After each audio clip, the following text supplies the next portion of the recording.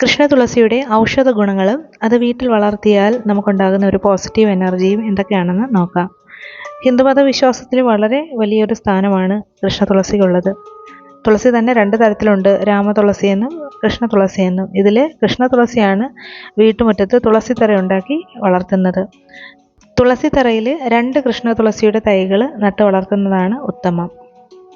തുളസി ചെടിയെ കണ്ട് വണങ്ങി ഒരു കാര്യത്തിനായിട്ട് പുറപ്പെട്ടു കഴിഞ്ഞാൽ അത് സാധ്യമാകുമെന്നാണ് വിശ്വാസം തന്നെ. വീടിനുള്ളിലും പരിസരത്തുമുള്ള നെഗറ്റീവ് എനർജിയെ ഇല്ലാതാക്കുന്നതിനും തുളസി ചെടി സഹായിക്കുന്നുണ്ട്. വളരെയധികം ഓക്സിജൻ സപ്ലൈ ചെയ്യുന്ന ഒരു ചെടിയാണ്. വിഷമുള്ള പ്രാണികളുടെ കടിയേറ്റ് കഴിഞ്ഞാൽ തുളസിയിൽ ചതച്ച് ആ ഒരു ഭാഗത്ത് പുരട്ടുന്നത് വേഗത്തിൽ വേദന കുറയ്ക്കാൻ സഹായിക്കും. വിഷം അധികം ഏൽക്കാതിരിക്കാനും സഹായിക്കും. പനിക്കും ജലദോഷത്തിനും കൃമിനാശിനിയായുമൊക്കെ ഈ കൃഷ്ണ തുളസിയെ ഉപയോഗിക്കാം. കഫത്തെ പുറത്തേക്ക് തള്ളാനും മൂത്രത്തെ വർദ്ധിപ്പിക്കാനും വളരെ ഉത്തമമാണ്. ചിലന്തി വിഷം മാറുന്നതിന് വേണ്ടിയിട്ട് തുളസി ഇലയുടെ നീരും മഞ്ഞളും കൂടി എടുത്ത് ആ ഒരു ഭാഗത്ത് പുരട്ടാം.